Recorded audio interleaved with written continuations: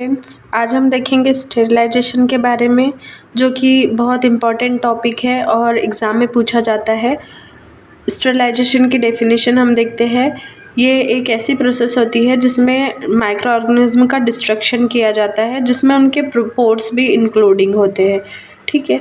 और एक होती है प्रोसेस डिसइंफेक्शन की, जिसमें माइक्रो ऑर्गेनिज्म को, जो पैथोजेनिक ऑर्गेनिज्म होते हैं, उनको किल किया जाता है, पर ये श्योर नहीं होता कि उनमें स्पोर्स किल हो रहे हैं या नहीं हो रहे हैं।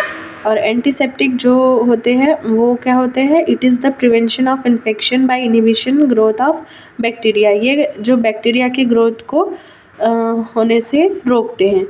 अब स्टेरिलाइजेशन के मेथड्स होती है, 3 मेथड होती है, mechanical, physical and chemical.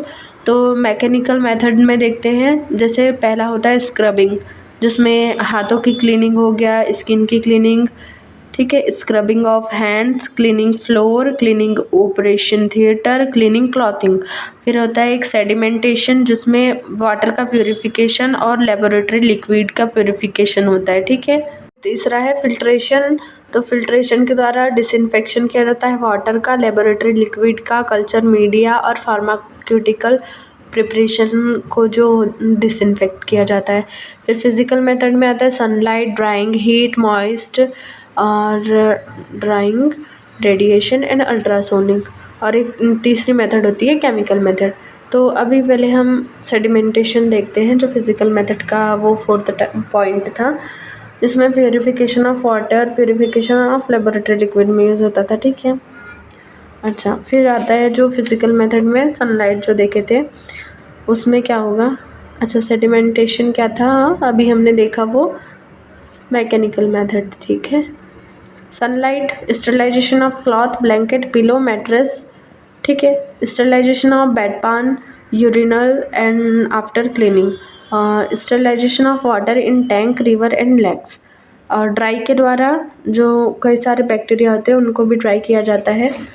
Heat जो होती है, मॉइस्ट हीट जो होती है, वो उसमें 2 मेथड होती है, बॉइलिंग और स्टीमिंग की। बॉइलिंग में देख लेते हैं sterilization of needle, instrument, syringe, contaminated dish, destruction of pathogenic bacteria, destruction of pathogenic fungi, destruction of pathogenic virus and destruction of pathogenic some spores. और जो स्टीम वाली मेथड होती है, इसमें फ्री फ्लोइंग स्टीम जो होती है, जिसमें preparation of culture media in lab, processing of canal food in home. Steam under pressure और ऑटोक्लेविंग, इसमें भी पैथोजेनिक ऑर्गेनिज्म और नॉन पैथोजेनिक ऑर्गेनिज्म और जो स्पोर्स होते हैं वो उनका डिस्ट्रक्शन होता है।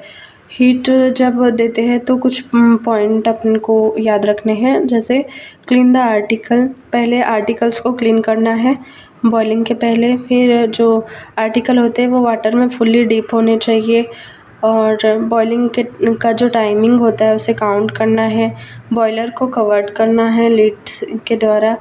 नेवर पुट ग्लास आर्टिकल को नहीं रखना है, रबर आर्टिकल भी नहीं रखने हैं। और बॉइलिंग का टाइम जो होता है वो हाई एल्टीट्यूड पर होना चाहिए। के प्रिंसिपल क्या है? Steam under pressure is due to moist heat under pressure and not the pressure itself. Steam का मैकेनिज्म देखते हैं, जिसमें टेम्परेचर 121 डिग्री सेल्सियस और 15 IBS प्रेशर होगा 15 से 20 मिनट के लिए, ठीक है। इसमें क्या पॉइंट रिमेंबर रखने हैं? All the air allowed to escape chamber is filled with steam, pressure 15, temperature 121, contain for give time.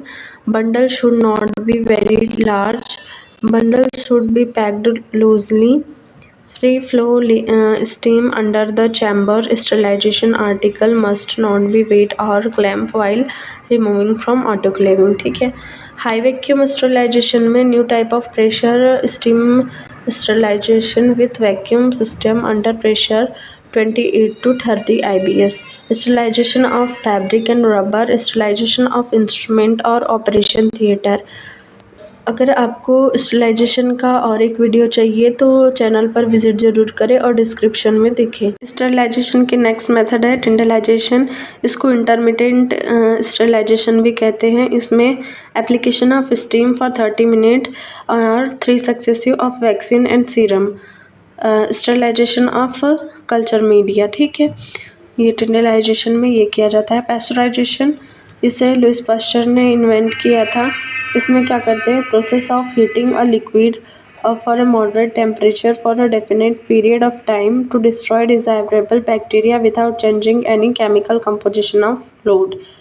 Pasteurisation मतलब जैसे एग्जांपल में लेते हैं मिल्क को हाई टेम्परेचर पे एक टाइम के लिए बॉईल किया जाता है, फिर उसके बाद उसे तुरंत ठंडा कर दिया जाता है, तो जो अनडिज़ायरेबल बैक्टीरिया जो होते हैं वो वहाँ पे किल हो जाते हैं, ठीक है।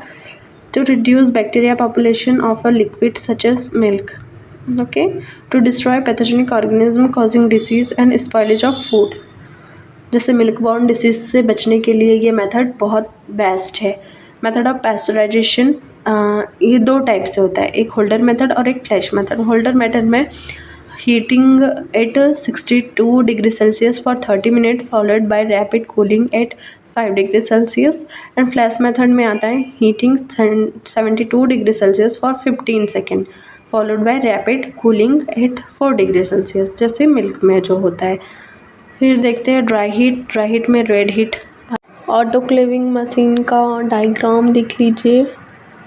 ड्राई हीट जो था, ड्राई हीट में रेड हीट और फ्लेमिंग है। रेड हीट में by holding the object in flame until they are red hot, इसमें रेड हॉट तक के हीट करेंगे किसी ऑब्जेक्ट को, तो इसमें जो होगा जैसे वायर लूप जो होता है उनका स्टरलाइजेशन होता है, नीडल फॉरसेप का स्टरलाइजेशन करते हैं। फ्लेमिंग में फ्लेम जो होती है उसे पास किया जाता है, ठीक है। इसमें रेड हॉट नहीं होने दिया जाता है, पर जैसे जो ग्लास स्लाइड होते हैं, कवर स्लिप होती है, माउथ ऑफ कल्चर ट्यूब जो होते हैं उनको स्टरलाइज किया जाता है। फिर आता है इंसिनरेशन, इसमें ये बर्निंग, इंसिनरेशन मतलब होता है बर्निंग मेथड जो होती है वो कि डिसइंफेक्शन ऑफ डिस्ट्रॉइंग मटेरियल। इसमें जैसे किस किस का किया जाता है, disposable of soil dressing, red swab, soil paper, mouth wipe, animal crackers, garbage. फिर आता है हॉट एयर ओवन, इसमें 160 डिग्री के लिए 1 to 2 आवर के लिए रखा जाता है, जैसे स्कैल्पल, सीजर वगैरह हो गया, glassware, test tube, syringe, needle, powder, bottle, pipette, flask, petri dish, gauze dressing, petroleum and oily substance, उनका स्टरलाइजेशन किया जाता है। फिर आता है प्रिकॉशन, क्या रखना रहता है इसमें, हॉट एयर जो होती है वो बहुत fan in the hot air oven must distribution of hot air early should not be overloaded. Articles must be completely dry, must be cool before opening. Radiation में क्या होगा, अल्ट्रावायलेट रेडिएशन, आयनाइजेशन रेडिएशन और x ray को pass out किया जाता है। ये airborne infection से प्रिवेंशन करती है, सरफेस अराउंड मोल्ड का सप्रेशन करती है, suppression of organism in packed material, sterilization of suture, plastic tubing, disposable syringe.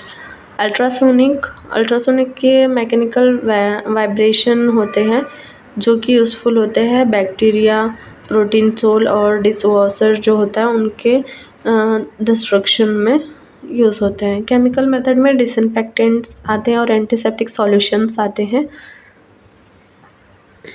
Disinfectant solution जैसे पोटेशियम हो गया, सोडियम हाइपोक्लोराइड, फिर होता है bleaching solution, chlorine gas, acid boric acid, chromic acid. फिर देखते हैं और क्या क्या आ सकता है, eusol lotion, alcohol spirit alcohol, alkalines, sodium bicarbonate, formalin. फिर सोप एंड डिटर्जेंट भी यूज़ होते हैं, कोल तार डेरिवेटिव, फिनॉल यूज़ होता है, लाइजॉल, और प्योर फॉर्म में यूज़ अगर करते हैं तो उनके भी यूज़ होते हैं। एंटीसेप्टिक सॉल्यूशन जैसे सेवलॉन और उसका यूज़ डेटॉल, उसका यूज़ डाइस जो होती है उनका वो भी डिसइंफेक्टेंट की तरह कार्य करती हैं। और एक्रीफ्लेविन, एक्रीडाइन कंपाउंड्स जो होते हैं वो भी यूज़ में होते हैं डिसइंफेक्टेंट के जैसे। हैवी मेटल्स भी यूज़ होती है,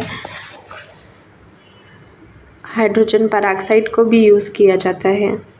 डेफिनेशंस पूछी जाती है माइक्रोबायोलॉजी में, जैसे पैस्चराइजेशन की डेफिनेशन और उसका एग्जाम्पल। इंसिनरेशन की डेफिनेशन पूछी जाती हैं। टिंडलाइजेशन, ऑटोक्लेविंग। तो ये एक ओवरव्यू देख लेते हैं स्टरलाइजेशन मेथड का।